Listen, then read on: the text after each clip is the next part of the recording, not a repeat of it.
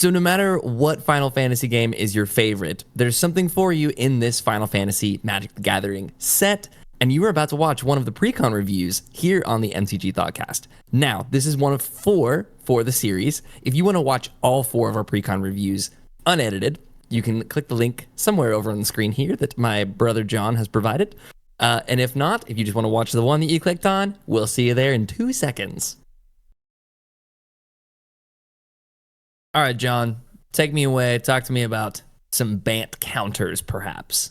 Yeah, so we jump ahead in games a little bit then. We are now up to Final Fantasy X. Came out on one of those next-gen consoles for some of those platforms, maybe PC as well. Can you tell I don't know what a Final Fantasy is?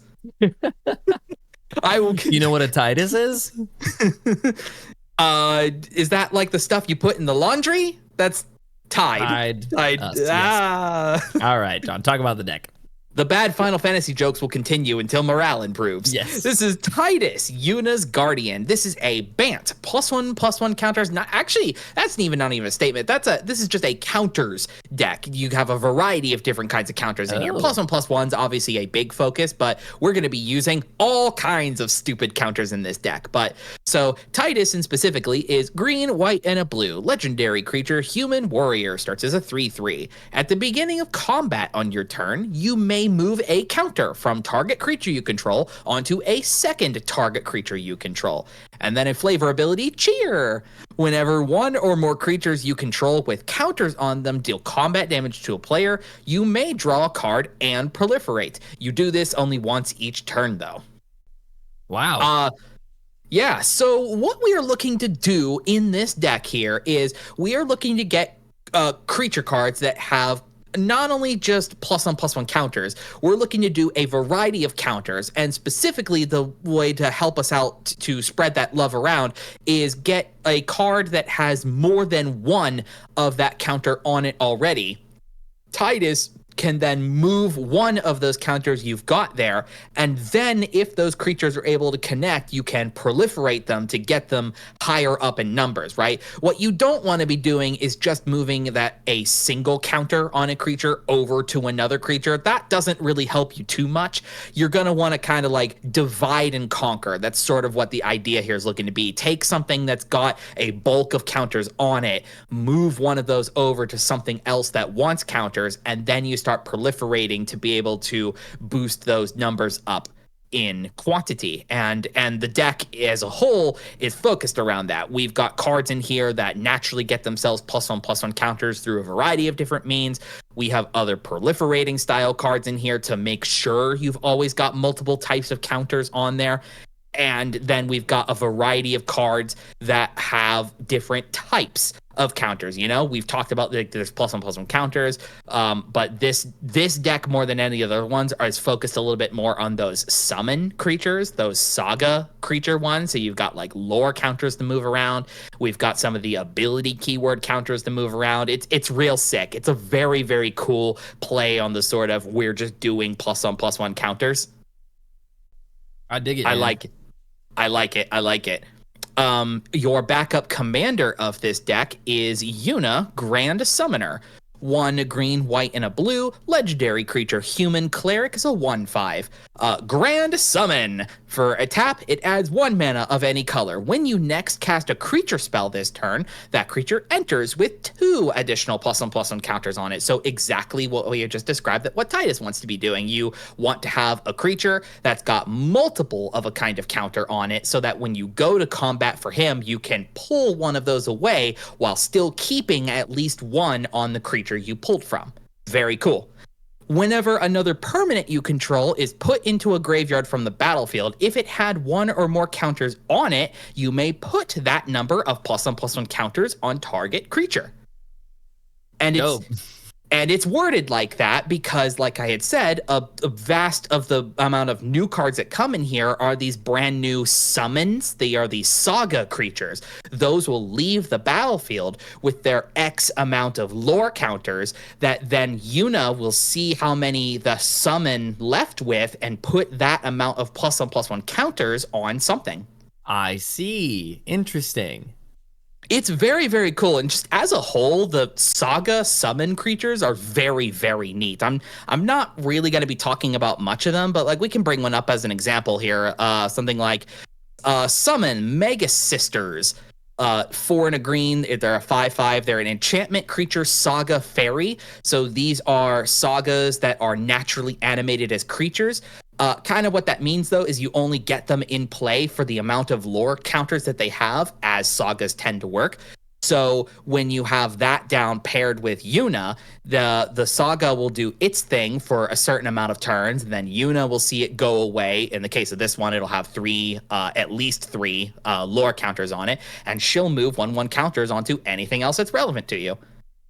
Yeah, this is such a cool way to show summons from the game, as like you get this character, you get this ally for X amount of turns, because all the Final Fantasy games are turn-based combat. So you get like turn, and then they're gone. So using sagas was a genius way to represent summons from the game. Well, one of the most silly ways to be able to keep your saga creature going for some amount of time is actually going to be one of the new cards that comes in this deck. So we'll just go ahead and start talking about them now, I suppose. The particular favorite that I like is, I'm going to butcher this here, Oaka, Traveling Merchant. I would track that as right. Oaka. 1 and a blue for a 1/2 legendary creature, human citizen. It taps, removes a counter from a non-land permanent you control, draw a card. Easy. Yeah, what's a counter you want to pull off of saga creatures? How about their lore counters? Yeah, now as long as you get a saga creature and then this guy down, you got not only repeated card draw, but your saga creature is going to continue to stay down in play, because sagas will continue to start putting lore counters on themselves, even if you have ripped all of the lore counters off of it, right? If it comes in when it's 1, you pop that counter off at your next end of draw step or whatever. I think that's it. When sagas go, it'll just put a new lore counter on itself. So that's stupid. That's very cool. And then outside of even the saga creatures, right? Just ripping a counter off of anything other than a land to just draw a card? That's silly. Yeah, easy. You know? Especially when you're proliferating with Titus and you just are going to throw ancillary, like, oh, this has 2 flying counters on it now. One of them's not relevant. You just get rid of that irrelevant one to draw a card. Yeah, or even something that is building up its 1/1 counters, right? Like this deck has like Forgotten Ancient in it as well. That thing's going to be getting 1/1 counters on it like mad. Now you can turn just one of those extra 1/1 counters into a card draw literally every time this creature is able to tap. There's no difference between a 14/14 and a 15/15. Nope. 0%. Another one of the really cool proliferate creatures that comes in this deck is Trumls Butler. 2 and a green for a legendary elf advisor. It's a 2/3. Each other non-token creature you control enters with an additional +1/+1 counter on it, and then 1 and tap, proliferate X times, where X is the number of non-token creatures you control that entered this turn. I don't like it. What do you mean? I don't like proliferate X times. That's disgusting. This reminds me a little bit of the shenanigans that you can kind of do with Oran Reef the Vastwood, where it's just like exponentially growing counters on everything that just came in that turn, right? Yeah. Trammell says that every non-token that enters comes in with an additional +1/+1 counter. So all you do is just a stack of creatures during your turn, leaving 1 mana spare for his activated ability that just, after all of those things have entered, whether you cast them or blinked them or reanimated them or whatever, however many non-token creatures entered that turn, 1 mana into him, and then you just proliferate X, which is stupid with blink. I didn't even think about that. Oh yeah, because it just says entered. Yeah, any amount of them that can exit, re-enter during a turn, right? Big bounce spell, everybody comes out, everybody comes in, and then Trommel's like, oh, look at all these new friends who have 1/1 counters. Bap, bap, bap, bap, bap. Yeah, proliferate. Not to mention, like, that's proliferate. Like, you can get extra lore counters from that. You can just pop all of your sagas. You get to ult your planeswalkers. There's so many good things that proliferate X means outside of just growing the power of your board. Yep. Dang, he's stupid. That's a very cool one. My last new card that I want to talk about here is just a fun, dinky little enchantment here called Sphere Grid. 1 and a green for an enchantment that whenever a creature you control deals combat damage to a player, put a +1/+1 counter on that creature. And then unlock ability, creatures you control with +1/+1 counters on them have reach and trample. Real good. Sure, just give them reach. Why not? Yep. And they have trample as well. These kinds of cards are very, very cool, right? Like stuff like Garruk's Uprising have been mainstays in Commander for a very, very long time because granting trample to your bigger creatures is very, very important. And this type of ability as well, specifically giving trample to creatures that have +1/+1 counters on them, right? We've seen this on a variety of different things. There's like the cat that does it. There's an insect that does it at a variety of different mana costs. So I like about this is A, it comes down really, really cheap at 2 mana. B, also gives reach for some stupid reason on top of trample. And C, your creatures that connect will naturally also gain +1/+1 counters on them too. Yeah. So like the things that are already hitting for trample are hitting harder. And then the things that don't have trample, if you can get them through, now they'll start gaining the counters, which both of your commanders want to be dealing with, and now have combat evasion. It's dumb. It's a skill tree. You're just upgrading your character with the skill tree. It just requires hitting somebody, and then you get the skill points to then upgrade to reach and trample. It's stupid. I'm a big fan. Can you tell I really, really like this deck? I usually don't care one way or the other about 1/1 counters or counter theme decks as a whole, because like that's a lot of dice to keep track of. But you've got commanders and abilities here. Like we had just talked about with Titus, is about moving counters around from creature to creature. The traveling merchant that like just literally rips counters away. So like you're not inherently looking to go super, super tall with a bunch of 1/1 counters. You want to make sure that everything on your board has counters in them in some capacity, which could sound like a little bit more of like a math headache, but I don't know. Just the ability of just shuffling all these counters around is stupid fun to me. I think it's just a really, really cool idea. I dig it. What are some of our some big friends in here that can get ourselves some 1/1 counters? You've got dumb, stupid stuff in here like Bane of Progress. Enters, blows up all artifacts and enchantments, and gets a 1/1 counter on it for each permanent destroyed this way. Excellent reprint. Real stupid. You have Walking Ballista, one of the favorite combo engine pieces of all time. XX enters with X 1/1 counters. 4 mana, put a +1/+1 counter on this creature, and then remove a 1/1 counter from this creature. 1 damage to any target. Dumb. Yeah. Good reprint. Stupid. This is a fun counters related card that I actually have not seen before, but it is a reprint. And of course we had never seen this because it came from New Capenna Commander. Hey! So shocker. Resourceful Defense.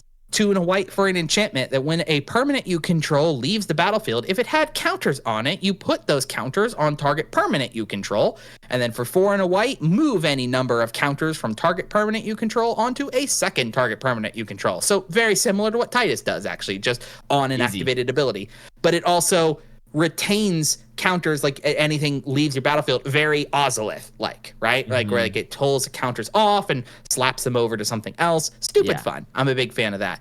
One of your other more notable reprints that comes in this deck is a board wipe called Damning Verdict. 3 and double white for a sorcery, destroy all creatures with no counters on them. So if you, between your commanders and all these other abilities that come in the deck, you just get a counter of any kind shared amongst all of your creatures that you have down in play. Here's a board wipe that's going to be one-sided, usually. Yeah. You know, 1/1 counters and counters as a whole exist across the whole color pie, obviously. So you're not going to hit absolutely everything when you cast a spell like this. But man, if you got your board set up in such a way that everything has a counter on it, this will drastically change the game in your favor. Very, very fun that one is. Other really fun stuff that comes in here, Luminous Brood Moth is going to be a stupid way to get flying across your whole team. Something of yours dies. If it didn't have flying, it comes back to the battlefield with a flying counter. With Titus, you can start moving that flying counter off the creature that came in with the flying counter, and then it can die again and then come back with another flying counter. Very cool, very cool. I have in here a particular favorite creature of my own personally is Sunscorch Regent. 3 and double white for a 4/3 dragon with flying that when an opponent casts a spell, put a +1/+1 counter on this creature and you gain a life. That's just stupid. He'll keep you alive. He'll keep you alive long term. Really, really cool. Inexorable Tide is in here as well. Every time you cast a spell, you proliferate. That'll also start exponentially growing the counters you have. Hardened Scales, I'm sure you figured was going to be in here because, of course, you're doing 1/1 counters and all that stupid stuff. Fight Rigging was a really fun one to see. I love Fight Rigging. I played a bunch in Brawl on Arena. This card is stupid fun. Hideaway 5, you throw a card into it off of your top 5. At the beginning of combat on your turn, you put a +1/+1 counter on target creature you control. Then, if you control a creature with power 7 or greater, you may play the exiled card without paying its mana cost. Good. Dumb. Easy. Power 7 or greater. Triggered. Oh, wrong deck. And then I find most interesting here as well is another precon printing of Farewell. Bro, why is that in here? You don't want a Farewell in this deck? It's the best board wipe they've ever printed. Don't at me. True. Don't at me. Yeah, but like it resets yourself too. That could have been like Wave Goodbye. That could have been so many cool things. Really good art too.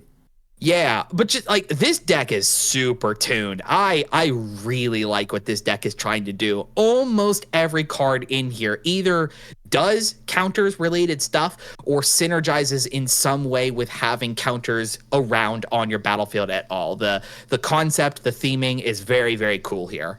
We can make some adjustments though. Ooh, tell me. There is a card, I believe it's one of the new ones that comes in here. It's one of the creatures that it prevents damage and moves the damage that would be prevented that way. It puts it onto a different creature. And Luzu. Yeah, it's a legendary. Thank you for finding that. I appreciate that. Yeah, it's a legendary creature that prevents damage and throws 1/1 counters onto a thing, whatever. There's another card that also wasn't printed in this deck as well that does a very similar feel to what that card does, and that is Selfless Squire. 3 and a white for a 1/1 human soldier with flash that when it enters the battlefield, prevent all damage that would be dealt to you this turn, and whenever damage that would be dealt to you is prevented, put that many +1/+1 counters on Selfless Squire. Fire. Very cool. So it's just another piece like that just like you will get damage. You'll get to protect yourself for a turn. Because fog style cards usually are not amazing as far as commander is concerned. They have to do some other relevant thing alongside the fog to be worth including in your deck. That's what makes cards like Ink Shield so stupid good, right? Because you'll be preventing the damage and then gaining a huge boon to yourself on the backswing.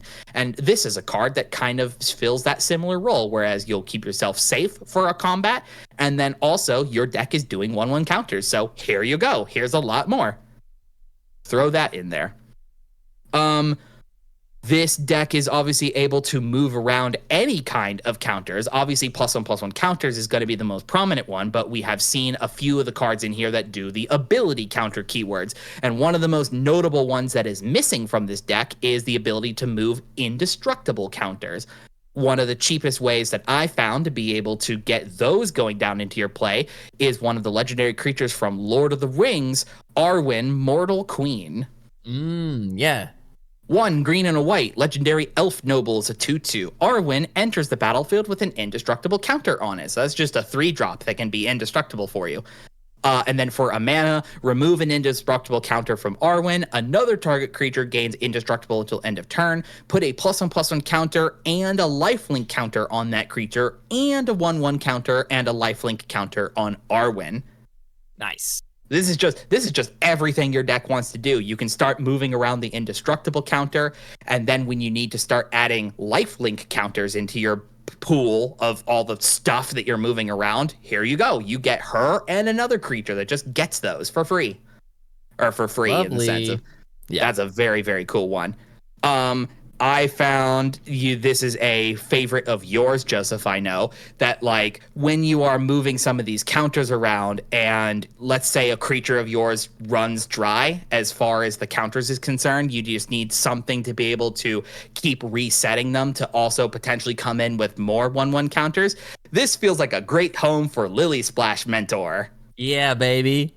Lily Let's Splash go. Mentor, 2 green and a blue, 4/4 Frog Druid with reach that for 1 green and a blue, exile another target creature you control, then return it to the battlefield under its owner's control with a +1/+1 counter on it, activate only as a sorcery. Yeah, that's dope. Yeah, easy, clean, simple way to make sure that any creature of yours is ready to go on Proliferate. So even if they're not able to start getting in with combat damage, you can use this friend to make sure that they have at least a 1/1 counter on them, so that when your other stuff that can get through for combat damage, you have as many targets as possible for your proliferating. Mm-hmm. But we can't be talking about Proliferate without talking about our favorite stupid fish friend here. That's Dreamtide Whale. Yeah. Get in here, Dreamtide Whale. Let's go. You're 2 and a definitely blue. casting 2 spells a turn in this deck. 2 and a blue, 7/5 Whale with Vanishing 2. That when a player casts their second spell each turn, proliferate. Easy enough. Easy, stupid, will be block for you for days. You obviously don't want to try to proliferate that vanishing counter as much as possible. I suppose you could do something stupid with moving the vanishing counters around. I don't know if that does anything, I don't know if it does or not. it's something you could do. Seems unimportant. Then one last little thing that I think would be a cool piece to have in here, because there's not tons of interaction in here either as well. Very little. Yeah, very little interaction. So a cool one that I found comes from Outlaws of Thunder Junction is Requisition Raid.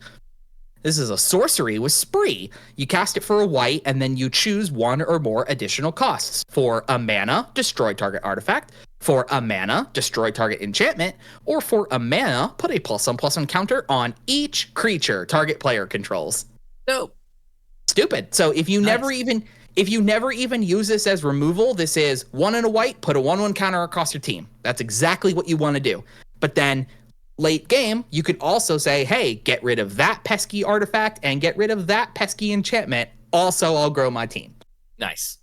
Yeah, I'm a that's big an fan easy of one. that. Good find.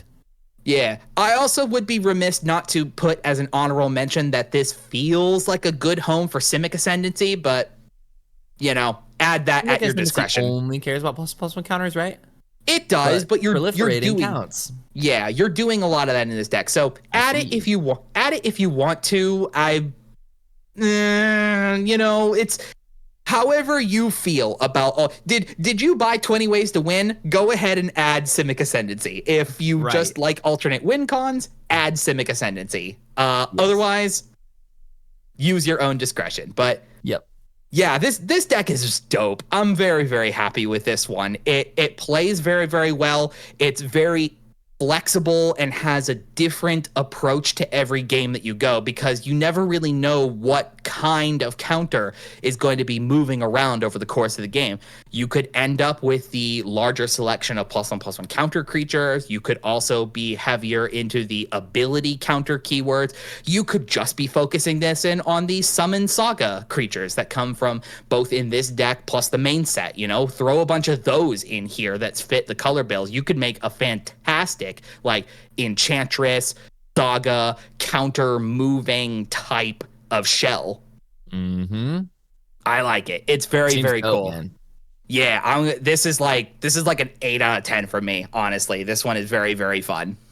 I would say it's like the it seems to be the most synergistic of the 4 decks, where like there's no cards in it that are in there for exclusively flavor purposes. Everything is in there because it works with the engine the deck is trying to do.